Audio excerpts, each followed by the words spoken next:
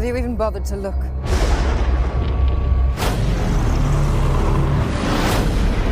Movie की start में एक मछुआरा समुद्र के किनारे मछली पकड़ रहा होता है और तभी वहाँ का मौसम बिगड़ना शुरू हो जाता है। समुद्र के लहरों के साथ एक बॉक्स उसके पास आके गिरता है। मछुआरा बॉक्स खोल के देखता है तो उसमें एक बच्चा होता है और साथ ही उसकी माँ वहाँ पे मरी हुई थी। मछुआरे को बच्चे के ऊपर बहुत ही ज्यादा तरस आता है। वो उसे गोद में उठा लेता है और उसकी परवरिश करना शुरू कर देता है और उसका नाम पर्सियस रखता है। अब हमें कुछ साल बाद पर्सियस को दिखाया जाता है जो कि काफी बड़ा हो चुका था और वो उसी मछुआरे के फैमिली के साथ रह रहा था। एक दिन वो लोग अपनी नाव से दूसरी जगह जा रहे थे। तभी वो लोग देखते हैं कि बहुत सारे लोग एक बड़े से स्टैचू को समुद्र में गिरा रहे हैं और ये स्टैचू ज़्यूस का होता है जो कि इन सब का गॉड होता है। जैसे ही वो समुद्र में गिरता है तभी पानी में हलचल होना शुरू हो जाता है और पानी से बहुत सारे क्रिएचर बाहर निकलते हैं और वो उन लोगों के ऊपर हमला कर देता है जिन लोगों ने ज़्यूस के स्टैचू को तोड़ा था। अब सभी क्रिएचर आपस में कंबाइंड हो जाते हैं और एक गॉड का रूप ले लेते हैं जो कि ज़्यूस का भाई होता है। ये अंडरवर्ल्ड का गॉड है। इनका नाम हेडिस होता है। हेडिस उस फिशरमैन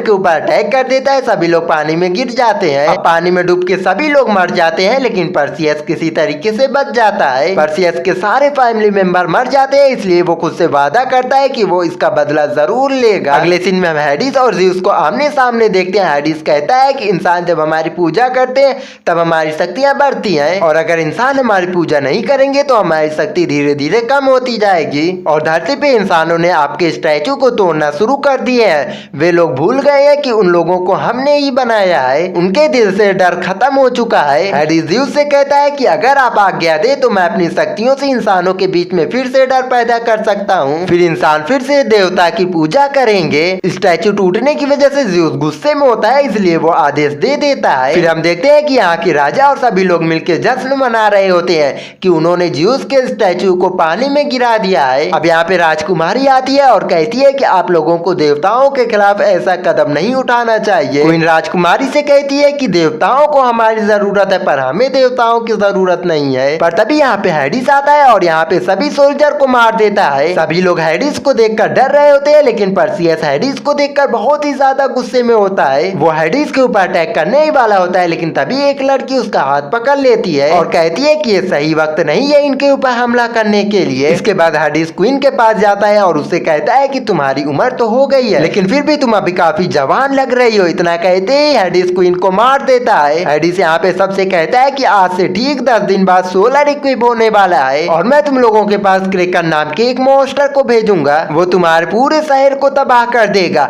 लेकिन तुम्हारे पास बचने का सिर्फ एक ही रास्ता है। तुम लोग राजकुमारी की कुर्बानी देकर पूरे शहर को बचा सकते हो। हेडिस जब सभी सोल्जर को मार रहा था तब पर्सियस उसी जगह पे खड़ा था लेकिन उसे कुछ भी नहीं हुआ था। हेडिस जाने से पहले पर्सियस से कहता है तुम तो ज़्यूस के बेटे हो। ये सुन के वहाँ पे मौजूद सभी लोग शॉक हो जाते हैं और पर्सियस को कैद कर देते हैं। पर्सियस को जिस जगह पे कैद किया जाता है वहाँ पे वही लड़की मिलने आती है जिसने पर्सियस को हेडिस को मारने से रोका था। वो अपना नाम लॉय बताती है। लॉय पर्सियस से कहती है कि तुम जानना चाहते हो कि तुम कौन हो, कैसे पैदा हुए, गॉड के बेटे कैसे हो तुम। लॉय कहती है बहुत साल पहले कैलिबस ने देवताओं को पूजने के लिए सभी को मना कर दिया था। ज़्यूस को कैलिबस के इस कारनामे से बहुत ही ज्यादा गुस्सा आता है। वह कैलिबस का रूप लेकर क्वीन के महल में जाता है। अब राजा जब महल में आता है तब वो देखता है कि उसकी वाइफ के साथ कोई और सो रहा है। अब राजा को देखकर वहाँ से उड़ के चले जाते हैं। फिर कुछ समय बाद क्वीन एक बच्चे को जन्म देती है लेकिन जब राजा को इसके बारे में पता चलता है कि वो बच्चा उसका नहीं है तब वो उस बच्चे के साथ अपनी वाइफ को जिंदा एक बॉक्स में बंद करके समुद्र में फेंक देता है। हालांकि क्वीन तो मर जाती है लेकिन पर्सियस बच जाता है। यही वजह है कि तुम इंसान भी हो और साथ ही तुम गॉड भी हो। लॉय उससे कहती है कि वो मैं ही थी जिसने तुम्हें उस मछुआरे के पास पहुंचाया था। इधर किंग राजकुमारी की सैक्रिफाइस को लेकर बहुत ही ज्यादा परेशान था। वो नहीं चाहता था कि राजकुमारी उसके हाथों मारा जाए और इसीलिए वो पर्सियस को रिहा कर देता है और अपने खास आदमी के साथ उस क्रिकेन को मारने के लिए भेजता है। अगले सीन में हम उस राजा को देखते हैं जिसने बहुत सालों पहले क्वीन और राजा के बेटे को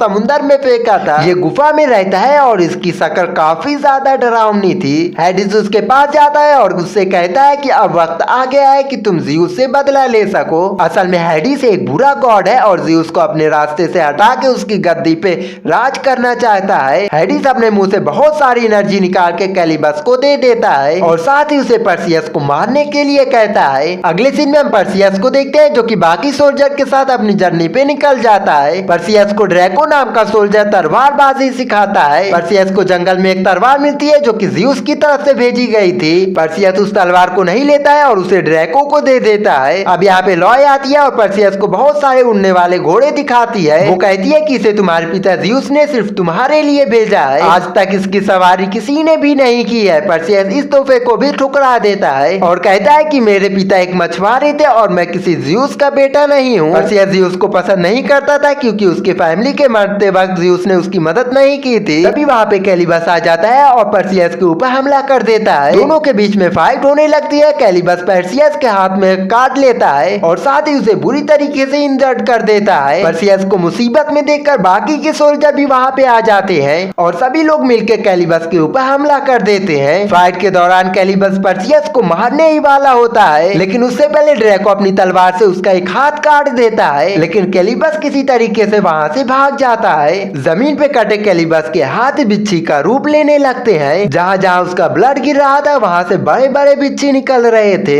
पर्सियस और उसकी फौज स्कॉर्पियन का सामना करते हैं, पर स्कॉर्पियन इतना बड़ा था कि कोई भी उसका सामना नहीं कर पाता है। लेकिन तभी वहाँ पे लॉय आती है और उनमें से एक स्कॉर्पियन को मार देती है, लेकिन बहुत सारे बिच्छी उन्हें चारों तरफ से घेर लेते हैं। और तभी यहाँ पे एक और ग्रुप की एंट्री होती है। इस ग्रुप का सरदार अपनी मैजिक से इन सभी स्कॉर्पियन को कंट्रोल में कर लेता है अपने, क्योंकि उन लोगों का भी मिशन क्रेकेन को खत्म करना था। अब हम देखते हैं कि पर्सियस को कैलिबस के काटने की वजह से काफी ज्यादा दर्द हो रहा है, लेकिन वो जादूगर उसके दर्द को भी अच्छा कर देते हैं। जादूगर उनसे कहता है कि क्रेकेन को मारने का तरीका 3 विचेस के पास है और वो सारे लोग मिलकर 3 विचेस के पास जाते हैं जिनके पास क्रेकेन को हराने का तरीका था। यहाँ पे हम 3 विचेस को देखते हैं, लेकिन उन तीनों के पास एक ही आंखें थी जिन्हें वो अपने हाथों में लेकर घूमती थी और इस एक आंख की मदद से तीनों देखती थी। पर्सियस इन तीनों से पूछता है कि क्रेकेन को मारने का तरीका तुम हमें बता सकती हो। हालांकि शुरू में विचेस उन्हें कुछ बताती नहीं है और धोखे से उनके ऊपर अटैक कर देती है, लेकिन पर्सियस किसी तरीके से उनकी आंखें छीन लेता है और उन्हें मजबूर करता है क्रेकेन को हराने का तरीका जानने के लिए। विचेस कहती है कि क्रेकेन को हराने का सिर्फ एक ही तरीका है, वो है मेडुसा का सर। वो तो तुम्हें मिल जाएगा, लेकिन उसे हराना इतना आसान नहीं होगा, तुम लोग उसे हरा नहीं सकते हो। और हमारी भविष्यवाणी ये कहती है कि इस मिशन में पर्सियस तुम मारे जाओगे। पर्सियस उनकी बातों को गोली मारता है और अपने रास्ते पे निकल जाता है। अब रास्ते में चलते जाते पर्सियस को ज़्यूस से मुलाकात होती है। ज़्यूस पर्सियस से कहते हैं कि तुम्हें मेरे भेजे हुए तोहफे को कबूल कर लेना चाहिए, आखिर तुम मेरे बेटे हो। पर्सियस ज़्यूस से कहता है कि मैं आपका बेटा नहीं हूँ, मैं एक मछुआरे का बेटा हूँ। ज़्यूस उसे एक गोल्ड कॉइन देता है और वहाँ से चला जाता है। अब 2 दिन और 2 रात गुजर जाने के बाद ये लोग मेडुसा के गुफा में आ जाते हैं, पर अंदर जाने के लिए इन्हें एक अनजान नदी को पार करना था। जादूगर पर्सियस से गोल्ड कॉइन लेकर उस नदी में फेंकता है और तभी वहाँ पे एक नाव आती है और उन सभी को लेकर मेडुसा के टेम्पल में लेकर जाती है। इसी दौरान लॉय पर्सियस से कहती है कि मेडुसा के टेम्पल में लड़कियों का जाना मना है और साथ ही ध्यान रखना कि कुछ भी हो जाए मेडुसा की आंखों में मत देखना, वरना उसी वक्त पत्थर के बन जाओगे। टेम्पल में जाते ही मेडुसा उन लोगों के ऊपर अटैक कर देती है। मेडुसा का आधा शरीर इंसानों जैसा था और आधा शरीर सांप जैसा। वो पर्सियस और जादूगर के ऊपर हमला करके उसे आग की खाई में फेंक देती है, लेकिन पर्सियस एक जगह पे अपनी तलवार को फंसा के अपनी और जिंक की जान बचा लेता है। मेडुसा सारे लोगों को पत्थर में बदल रही थी, लेकिन पर्सियस उसकी इस चाल को जानता था। वो अपनी शील्ड में उसका रिफ्लेक्शन देखता है और मौका देखकर उसका सर उसके धड़ से अलग कर देता है। यहाँ पे सभी लोग मारे गए थे, लेकिन सिर्फ पर्सियस जिंदा बच गया था। वो जैसे ही टेम्पल से बाहर आता है तब देखता है कि लॉय के ऊपर पीछे से कैलिबस हमला कर देता है। अब ये देखकर पर्सियस को कैलिबस के ऊपर काफी ज्यादा गुस्सा आता है, क्योंकि पर्सियस लॉय को पसंद करने लगा था।